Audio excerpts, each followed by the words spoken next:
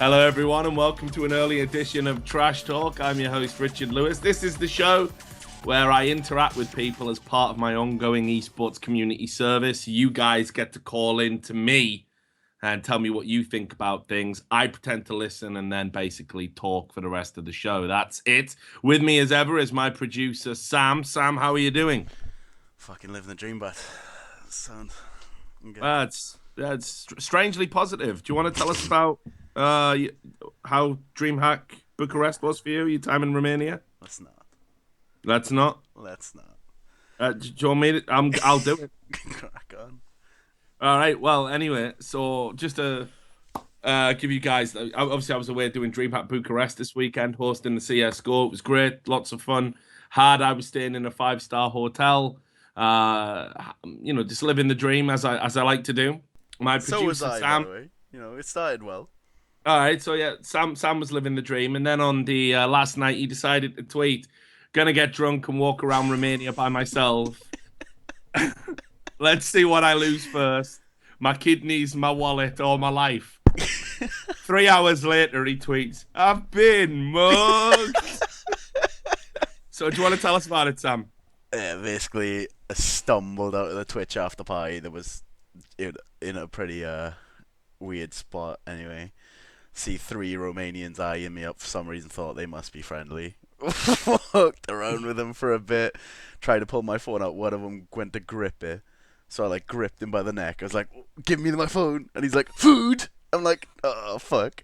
I was like, "I'll give you money. Just give me my phone." So then I went to go for my wallet, and then I realized, hang on, these other 2 are probably hungry as well. Want the wallet, so I just started fucking windmilling until they just ran. One got my phone, but I kept my wallet, so it's a half win, boys. You kept your wallet, but you lost your dignity. Yeah, exactly. You've left out the bit about the police, Sam. Oh yeah, there were police right next to me, but not a single fuck was given. They just watched. Not only did they watch me get mugged, number 2, they watched me windmill a cunt until he was fucking just wrecked. So that was good. That was a good night. So what have we learned from this experience, Sam? We've all had a drink. We've all had a drink. Yep, good. And here's the thing. I gotta say, all the people I encountered were super friendly. There wasn't really any times where I felt, in danger or anything like that. So, yeah, I definitely don't want to. Oh yeah, the rest of the time was pretty good, except for the taxi drivers. One of them just drove into a tram and then fucking beeped his horn at the tram as if it was his fault. I was like, yeah, all right. Yeah, this is where I am. This is the country I'm in. Look, I think it was, I had a great time. I think you've been As one of unlucky. our friends has said, I like trusting my life in menial workers anyway, Rich, so it was a pretty good country for me. Well, I'm sorry that you had a bad time, Sam, but I do have to say, I think, there's a lesson to be learned here. And that is, you have to take precautions. You've gotta be sensible about stuff, brother.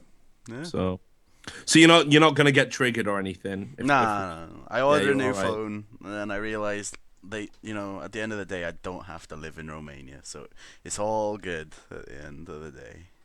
Swings and roundabouts, Rich. Swings and roundabouts. Swings and roundabouts and windmills. Anyway, so look, I'm glad you're safe, Sam. I mean, that's the real thing, because who else would produce this piece of shit show if anything had happened to you? Yeah, I'd have been fucked, wouldn't I? Can't even get sponsored, so. We currently have upwards of 400 viewers, so it's going well. I reckon we're going to beat our 3 cents record for this show. Anyway, look, so enough about Sam and his brush with death. We haven't done a show for a while. There's been lots of stuff going on. Personal stuff, work-related stuff. I've been traveling. I've been ill. I've been to hell and back. And, so it's been difficult to want to sit down and actually stream a show and having the time to do it. But here we are. So what's been going on in the last few days in esports? Well, obviously, we saw Cloud9 in CSGO having roster changes. Started with them dropping Semphis and Shazam. Now they've brought in the man Skadoodle and Freakazoid, with Swag, who, of course, is still banned from the whole XI by Power scandal, in as an analyst. Pretty sure that's with a view to maybe bringing him into the team, should that ban actually be reduced or the sentence clarified by Valve.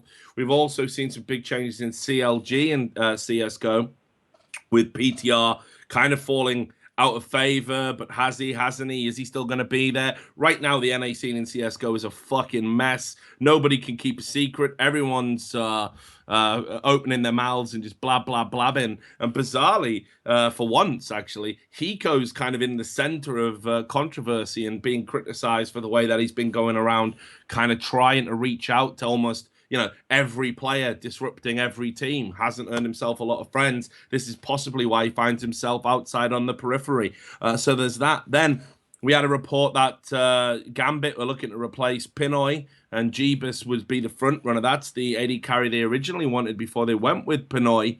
And looks like that relationship's about to come to an abrupt end. Back to CSGO.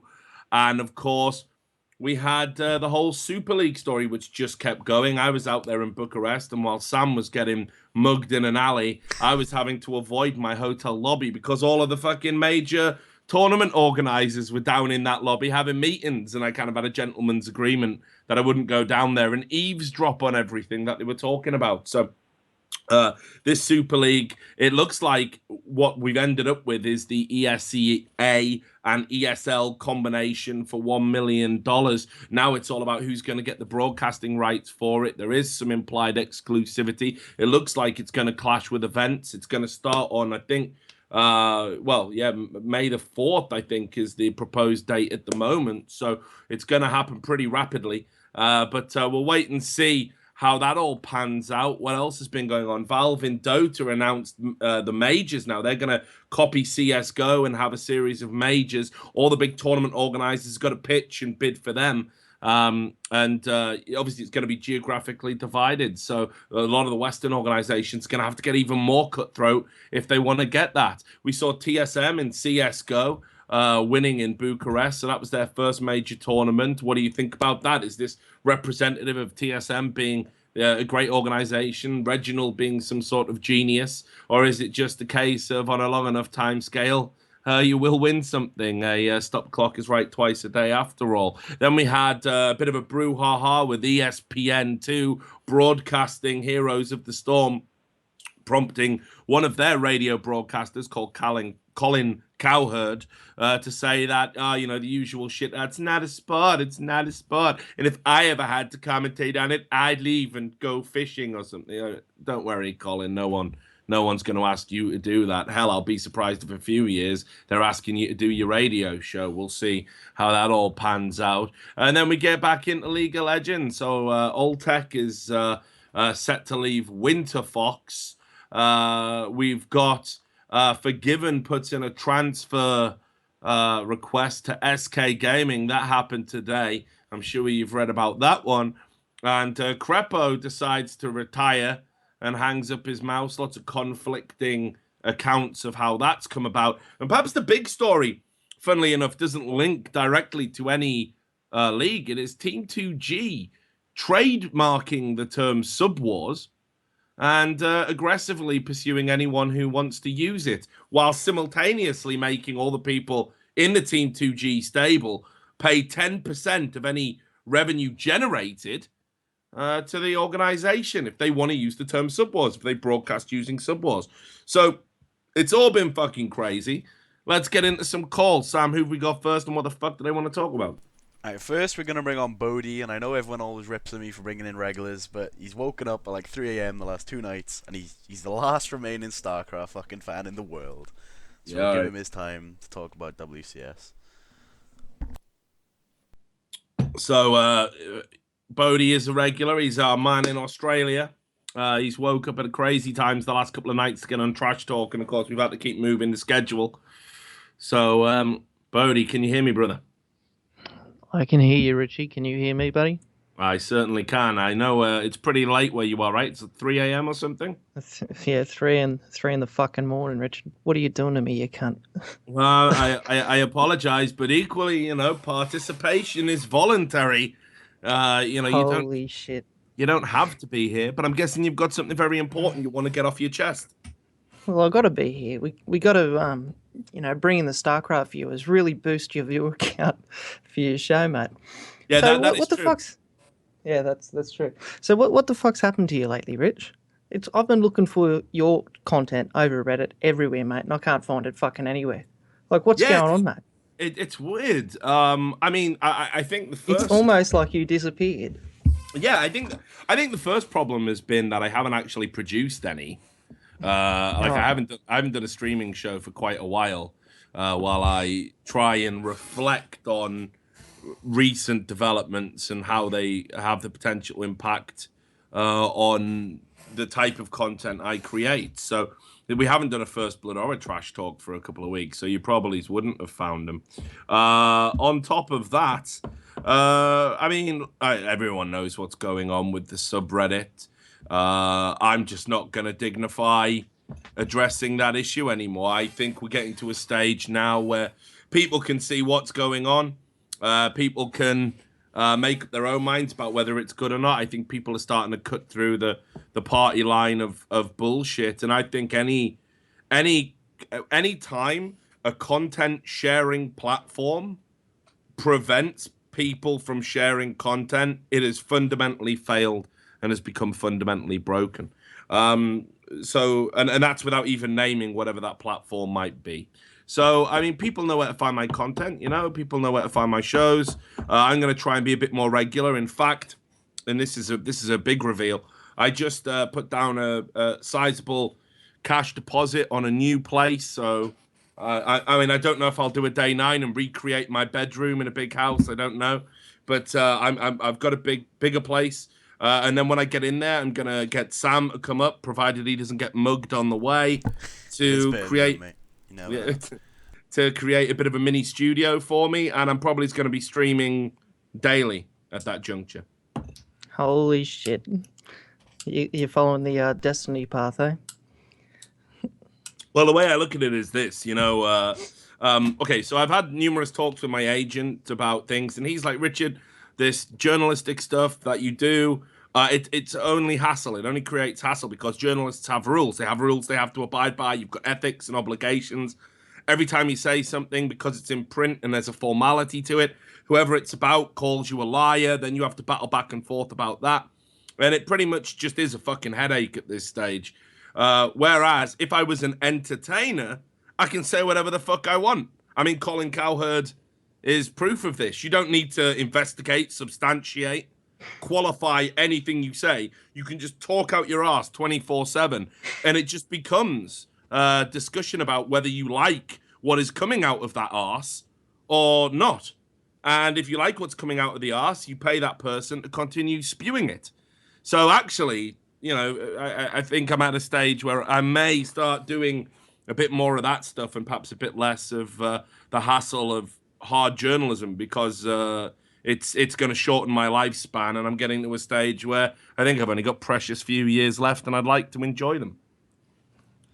Fair enough, buddy. So I think I was going to say something funny there, but I'm fucking just too tired. Mate, you're Brain's too not tired. even working. Let's just muddle our way. I'm just working off pure passion alone right now. Let's just muddle our way through this fucking call as best as we can, because you want to talk about buddy. WCS, and as you know, I know fuck all about StarCraft, and I'm gonna have to wing it. Oh, not so much the WCS stuff. That's all cool. But I don't know if any of you guys know, but there's been a beta that's getting released for people at the moment for StarCraft 2. Have you seen any of that shit? I have heard of it, yes. It's pretty fucking cool, man.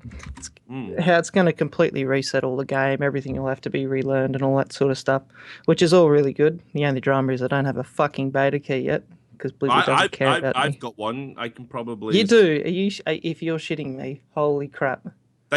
Blizzard actually sent me one and were like, here's your thing. And I didn't even play Heart of the Swarm, so... I fucking hate you, Richard.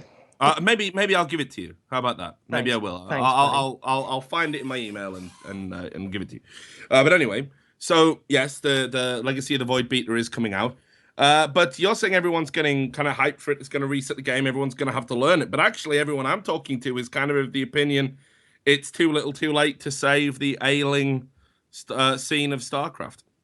Well, it's all a matter of what you want it to be. If you're aiming for the number one position, you ain't gonna get that with the business model and stuff that they have. They've got to get something. They've got to get something better You know, something from like a business strategy from maybe the last like 5 years as opposed to from 20 years ago that they've sort of clung to because, well, Blizzard does as Blizzard does. But that said, it'll still be good for the scene. It's the cool thing about it isn't that like sure there'll be some new units and stuff to play with, but the way that they've changed the economy, it's like just imagine if the League of Legends map or whatever all of a sudden was completely fucking different. Like all the heroes were fucking different as well. They hit at different times, so that puzzle that everyone's been working on for 5 years has literally just been like slapped out of their hands and they've been given a fresh Rubik's cube to play with. So if you're into that kind of stuff, it's pretty cool. It's a matter of whether you like the strategy games or not, though. How do you think people are going to adapt to it? I mean, are we going to have a period where actually it's going to become a bit more open and different regions are going to have, you know, opportunities to win tournaments? Or do you think this is just going to be a short-lived kind of respite until the Koreans get back on top and dominate in Korean fashion? I think the Koreans will probably always dominate. There's not much you can really do for them at this point in time. There'll be some like smart people that'll rise to the top at the start of these, like because they can figure out the puzzle a little bit faster than other people, and that's generally like your more creative players and stuff like that. They'll come up with some cool stuff. They'll get a rise in popularity, like your TLOs, and then after about 6 months, they'll slowly start to go over the peak down the other side of the hill, as they always have. But yeah, it'd be pretty cool. So come on, Bodhi. I'm presuming there's a point here. Fucking, I don't know, man. I'm too tired. there is one cool thing that I want to plug at some point, though. Right. I've got a cool little video I've been working on for the last fucking 2 days. Right. I put about 20 hours worth of stuff in it. Learned how to edit from the ground up. But basically, I think I've solved a major roadblock in strategies for the game that's existed for literally 5 years. Really? Pretty cool. Yeah, there's always been okay, if you play Terran, right? There's always been 2 ways to approach the matchup. There's a bio way and a mech way. Yeah. And each of them are a little bit different. So you have biomech in TVZ, biomech in TVT. But when it comes to TVP, mech players have never been able to get it to work. They just have never been able to get it to work. And so there was a bit of hype around the end of 2011 or whatever, where some people were sort of really pushing for it, and Toasters was, and that to try and get people to innovate. And in that time, I switched to Zerg. And so for the last 3 years, I've been working on this Rubik's Cube. And I think in the last couple of weeks, I've finally figured out how everything fucking works. And so I'm going to do like a massive big strategy overhaul for everyone, which will be pretty cool. Could this not just be one of those moments where, you know, you're sleep deprived, you've been up for days drinking, and you think you had a great idea, and you're going to go to sleep, and in like 8 hours, it's all going to be bollocks when you wake up? Well, the cool thing is I'm trashing Masters players. There's been a couple of little things that have changed in the game, which has allowed it to happen. And a lot of them are all unintentional side effects of other changes that people just haven't even realised had a knock-on effect. But it's, for instance, the first time I finally figured out what the proper opening, like how you started a game and what you did from that point, was over a year ago.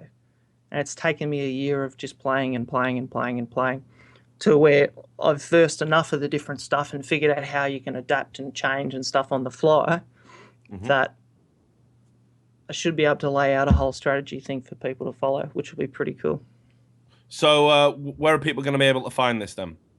They'll be able to find it on my YouTube channel. I'll tweet it to you and you can post it out and pimp it out for me. But it should be cool. It'll be a 5-part series. You can always check that'll have like all the different stages. If you wanna that'd be nice. That'd be nice. Yeah, we'll throw it. Yeah, I'm there, trying. Like, even though I'm incredibly unfunny right now and incredibly fucking boring, I'm trying to make the video a little bit interesting and stuff for people. So it's not just like I'm sitting there just adjusting my glasses, just talking in a monotone voice to people, and then you expand at 4 minutes and take gas at the third base. because obviously they aren't going to work.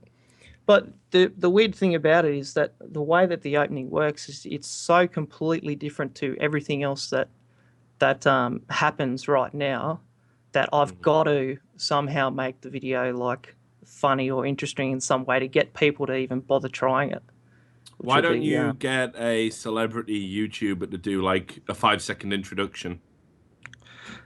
Yeah, maybe I could get like a Jack Attack or someone.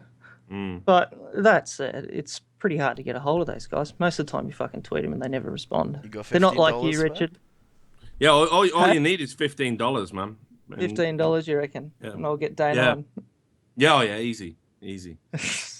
No problem, sir. Well, look, mate. Look, we're on a very strict schedule here because I got to get finished by bang on 8 because Sam has to do a fucking Hearthstone tournament. So as nice as it is to go down memory lane with you, I'll have to cut you the fuck off and kick you off there. All right? She's right, mate. Hopefully I'll actually be functioning next time I talk to you. It's all right, mate. But like I say, definitely plug that vid and we'll get it out there. It's always good to hear from a regular, and it's good to hear from you in particular, brother. Look after yourself. Thanks, mate. See ya. All right, get some rest. So there we go. That was a call kind of about StarCraft and Legacy of the Void coming out. There wasn't really a point to it, but it's all right. It's Bodhi. We fucking love him dearly. Do you know what we forgot to do at the top of the show, Sam? What? Our tribute. What are we gonna do? What? We're gonna do the entry. Shoulder for the end. Just save it for the end. Yeah. I think it's probably for the best. Go out with a bang. Right. Okay then. So what's the next caller and what do they want to talk about? Next we have Noah, and he wants to talk about Team 2G's trademark stuff, and I believe he's a lawyer. I'm not sure. I think he told me previously that he does something in law. If this is the guy I think it is, I think it's the chap called Risen Lazarus. I actually believe that he is a specialist in this field, so this should be good. So Noah, can you hear me? What's up? Hey, how's it going? Good to hear from you again. So tell us what your area of speciality is from a legal perspective. Don't have one. My area of expertise is pretending I know what I'm talking about because I haven't graduated yet. Ah, right. I see. So you are a student, but not a master, so to speak. Well, that's correct. Okay. I have seen you chime in on legal matters, and certainly your expertise is gonna eclipse mine, I imagine. So you want to talk about this Team 2G thing? Fill me in then. What's your take on it? Because I got to be honest, I think, and this is someone who's obviously been a fan of the organization and have always credited them as being kind of the people that popularized Stream Wars. And I was there for the first one. I remember, well, the first big one with Chaos. I still kind of think this is a little bit shitty. I think this is a bit of a shitty thing to do.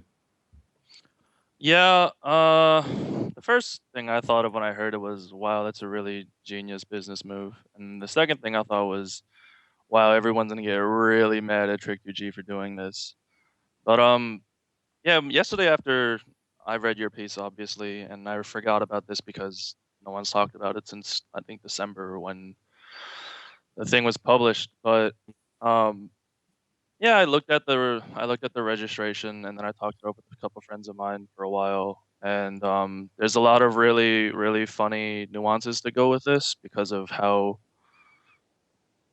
there's a lot of questionable things, whether it should have been registered, whether it's valid at all on its face, and whether using it to enforce it against streamers is probably a good idea.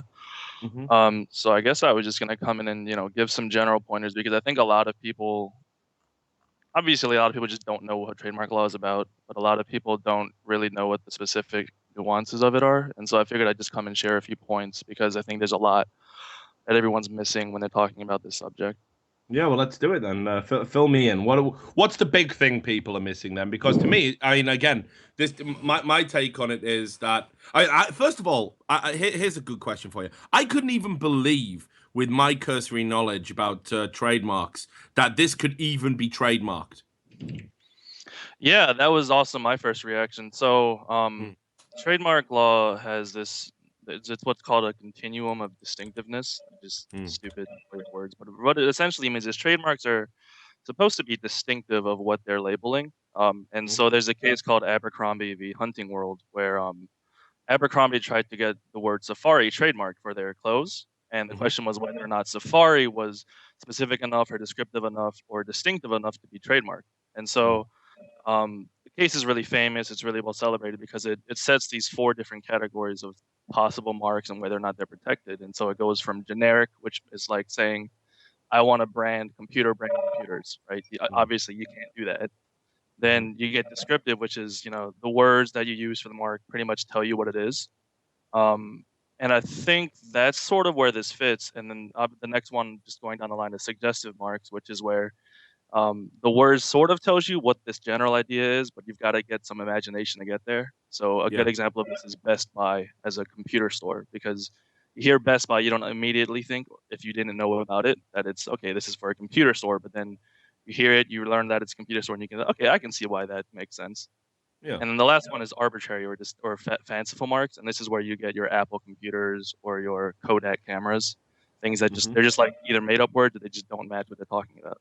And so generally anything suggestive or fanciful is protected because it's so non-related to the good that we're fine with saying, yeah, you can have a monopoly on that word for that product.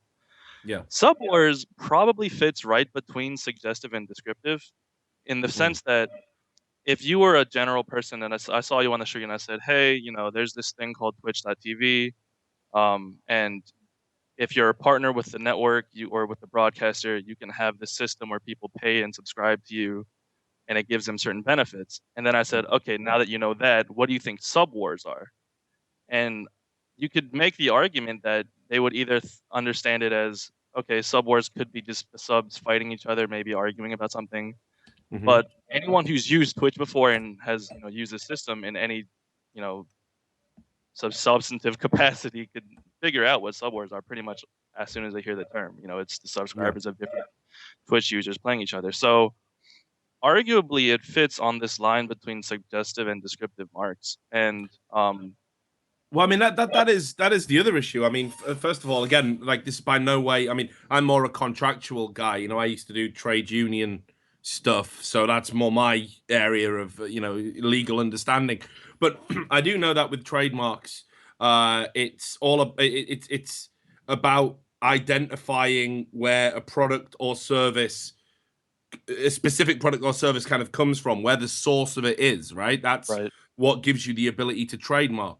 So, given that a huge part of a sub war is Twitch, that without Twitch, you cannot have a sub and therefore a sub war, how is it possible to trademark something when you're using a third party service to deliver that product? Sure. I think what trademarks are usually used, or I mean, the general purpose of the scheme for trademarks is that, like you said, it's about identifying the product to the source of the product. And I think what Team 2G probably told the examining attorneys at the PTO is that subwars are the product of Team 2G in the sense that they market this thing that used to be just a general fun thing that streamers did. They've turned it into this this business model, this marketing scheme through the website and through getting subs to pay to be a part of these subwars. And I think people who don't know trademark law don't know that it's not just about who used it first and who did subwars first, because if it was, I think on his face, Trick loses here because we've had Dyrus and Chaos doing subwars as far back as 2012. So, but that's not what that's not how you get a trademark. At least not in the U.S. It's not. There's countries differ, but in the U.S. it's priority of use in commerce, and what that essentially means is you got to use it as a way to make money. It's got to be a profit motive. It's got to be a business you're using this with, and I think.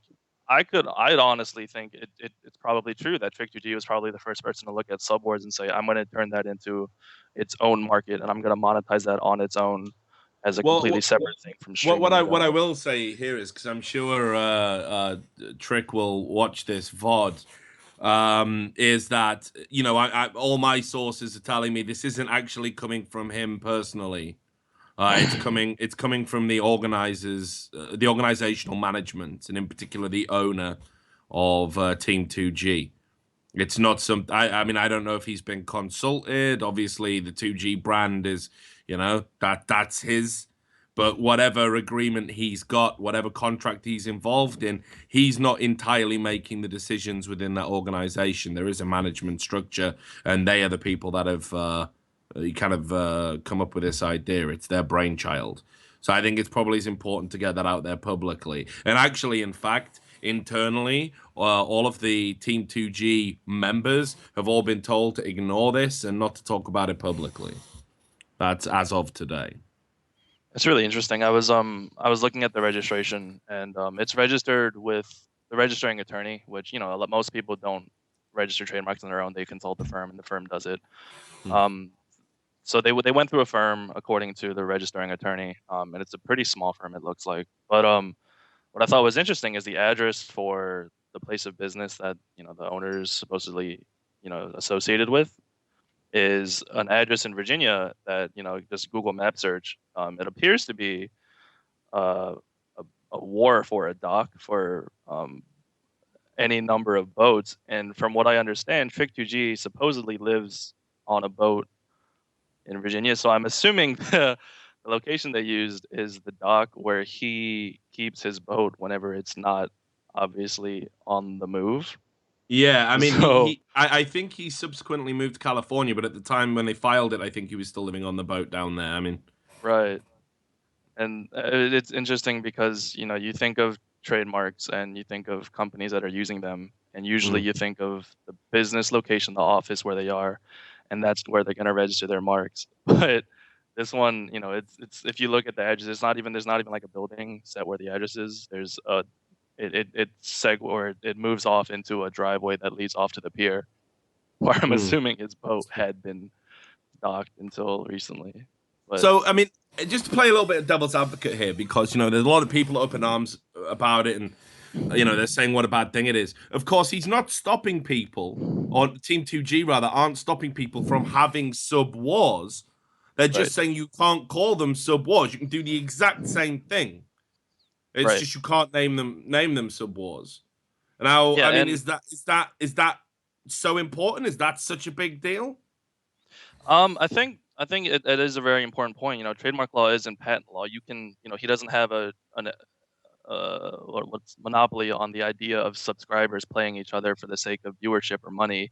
He has a monopoly on the term subwars for that system. And I think, there's an argument that what the hell else are we going to call it? Subscriber battles or I've got my own, to... and if anyone wants to pay me for this one, Subscribergeddon.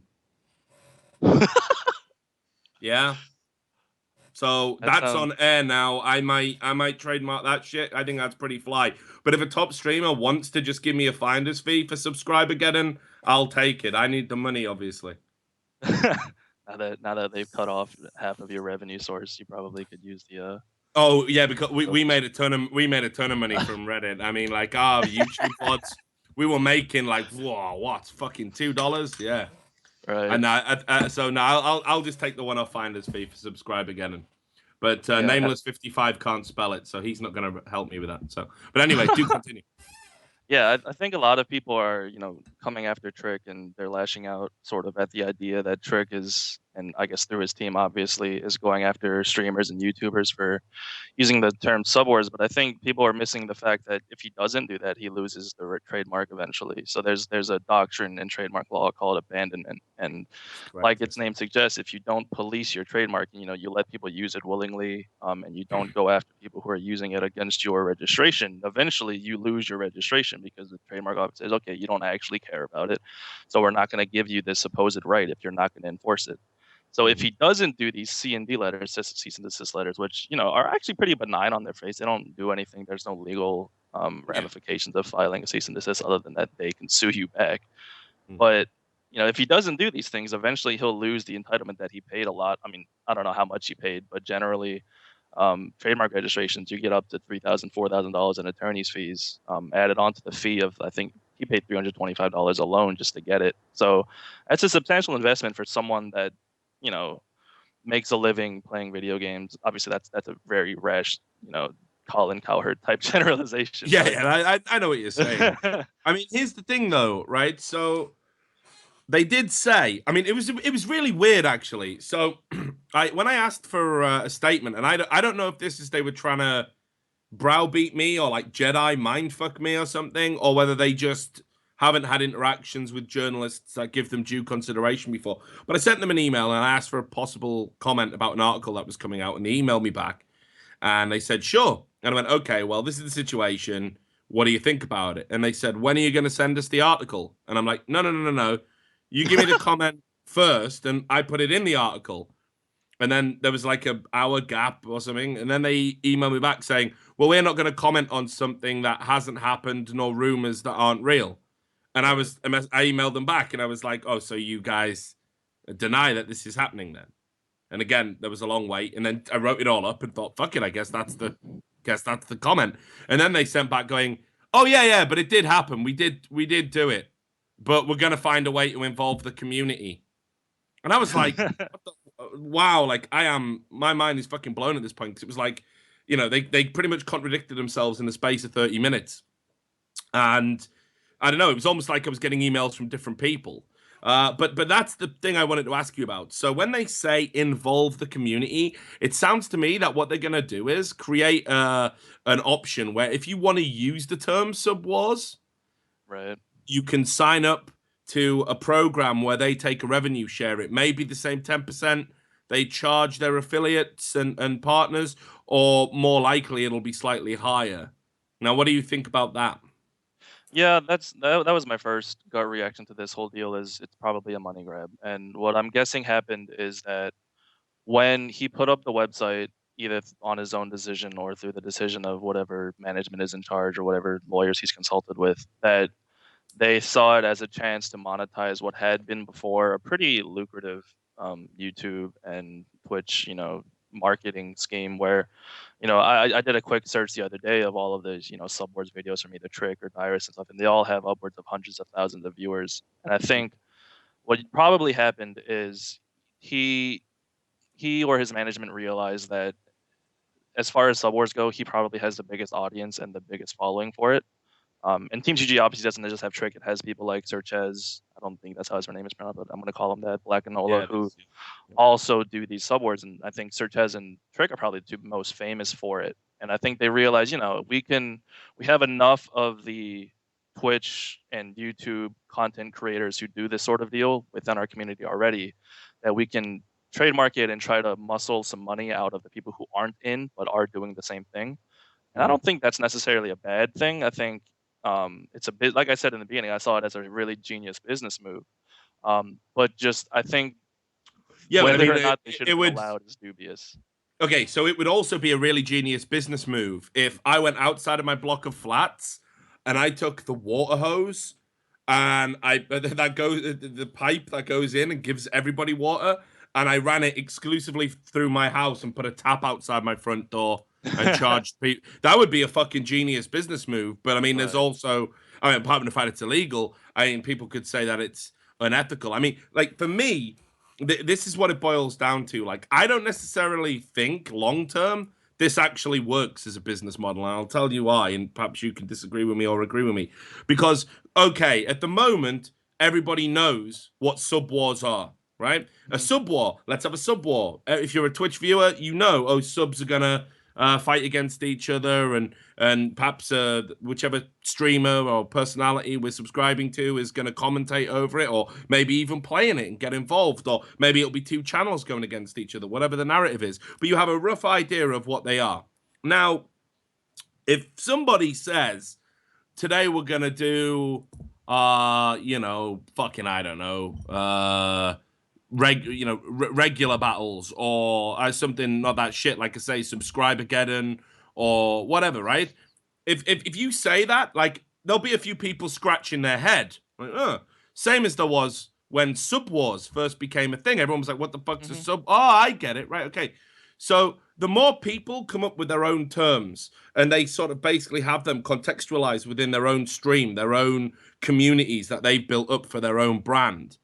Now, who the fuck is going to sign up for a sub war at that point? Do you want to pay 10% of your revenue stream, or do you just want to give it a silly name? And I think people will go for the silly name. So actually, I think long term, while short term it might seem like, oh, this is smart. I think long term they're actually devaluing the thing they fought to great lengths to actually trademark. Mm-hmm. Yeah, and I think this actually, and honestly, I have to give you props, because that's sort of a exact summation of this idea called genericide that's in trademark law. And genericide, like its name again suggests, it's when a term that used to be suggestive or descriptive becomes so used for that specific thing that it becomes generic. And once it's generic, it's no longer protectable.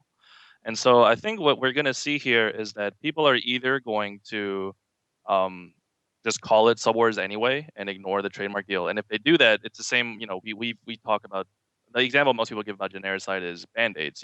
We use band-aid as a sub term for bandages, and eventually, if it keeps happening, band-aid will lose their, or I guess it's not Yeah, band-aid. same with tannoy. Right. As well for a public address system. That's an Alan Partridge reference, actually, for anyone from the UK. But yeah, it is true. Tannoy's the brand name, and not what the product actually is. The product is a public address system. Tannoy has now become an interchangeable term for it. So Right. And I think eventually over time we're either going to see that happen or we're going to see people just use alternative words. And I can't think of one now that's as obvious and catchy and quick and whatever as subwars, which again is why I think this is a really skeevy but really smart business move. I'm certain someone will think of one eventually, and that will eventually eviscerate the monetary value of subwars in general. Eventually, and that's why I think again this is probably just a quick money grab for the situation at hand, where people are using that as the generic term, and also why I think honestly, if you ask me, it probably shouldn't have been registered because I think if the yeah. examining attorney knew about what subwars meant and knew about the Twitch community and about what the viewing public understood subwars to be, it probably would have been considered generic at the time. So just finally, two quick questions for you. The first thing is, and again, this is, like I say, not my area of expertise. I got a kind of a grasp, but you're the man to ask. Given that we know that other people have used the term subwars in events that predate when the trademark was filed, and this is inarguable and unequivocally provable, does that threaten the trademark at all? Let's say you mentioned Dyrus, okay? So let's say, for example, he says, "Well, look, I called it Subwars in 2012, so my use of the term Subwars predates yours." Does that threaten the trademark that Trick has put in place? Yeah, actually, there's two specific methods for getting a trademark canceled, and the first one is before it registers, there's a 3-month period where it's put on what's called the Trademark Official Gazette, which essentially is a place where trademark owners can go periodically to check and see if there's any possibly infringing trademarks coming up. And I think had one of honestly, I can only think of 4 people who could have done this: Dyrus, the odd one, Chaox, and damn it, I can't think of the last name. But there was a 4th person who did subwords before Trick, who could have gone and said, we've been using this for a while. It's become the generic term. It's he doesn't have priority for any of these reasons. He shouldn't have got the registration. So that's one way to do it, and that time's already passed. I don't know, for whatever reason, no one challenged it. I guess no one actually cared, but there's that. But you can also, anytime, after it's registered, you can still file a cancellation with the trademark office. And I think if TSM, for whatever reason, decided to do this, if Reginald thinks of subwars as enough of a monetary value to TSM's brand, because of obviously, again, those 4 players were all on TSM at the time. I could see any number of streamers and personalities going and saying, this is the generic term for the word. You can't register it. We need it canceled, whatever. And that's certainly a threat. Obviously, that takes money, and it does put you into litigation that could cost even more money. But if it does become such a problem, and that Team 2G goes after these personalities and these Twitch streamers so aggressively, I could see it happening. I don't think it would be too much of a stretch to see that happening, actually. Okay, so I mean, you think there might be some grounds on which people could fight it if they wanted to? Certainly, yeah. I think honestly, if I had to put a stamp on it, it's probably on the line between descriptive and generic as far as the audience of Twitch viewers go. If you hear subwars, the first thing you're going to think of isn't Trick 2G, which is what you usually need for a trademark to be, distinctive enough. You have to think subwars equals Team 2G, not subwars equals streamers doing this thing for fun where subs play each other. And I think for right now, it's the second one, and for that reason, it probably shouldn't have registered. And just the final question was, I mean, at this stage, given that I think the overwhelming majority of the community are against this, I saw lots of people saying, "Oh, well, we're gonna unsubscribe." There was a few threads that were basically saying, "Guys, we've got to be responsible here as a community, and we should withdraw our support of the Team 2G brand," but they were all deleted for some reason from the League of Legends subreddit. Do you think this could actually harm the Team 2G brand long term in a way that is going to negatively outweigh the benefits of the trademark? I was talking to a friend of mine yesterday about this, and I think Team 2G has a very strange situation in that they have a niche audience, in my opinion, that I don't think is going to grow significantly, or get any smaller in the upcoming future based on stuff like this. I think, and obviously this is just my personal opinion. I don't think TSM and CLG and all these teams have these brand names that the public at large is either going to grow more acquainted with and like more or dislike more. Probably for CLG dislike more, probably for TSM like more because of the success of the teams. But I think Trek 2G's and Team 2G's brand has this very specific niche audience that I don't think is going to be one to unsubscribe and go part ways because of the thing they're doing. I think the general outcry was from the general subreddit community, which is quick to act on anything. Obviously, you know that better than anyone, that they find abhorrent for any reason. And I don't think this is necessarily going to have as big of an impact as people think it would. If it does, it would be because they over enforce it, and I think that's a very likely possibility because of the recent conflict with how YouTubers are finding ways to monetize their product. And if they do, that's on them, but I don't think it's gonna damn them on its face. Okay, well, look, it was great to get your thoughts.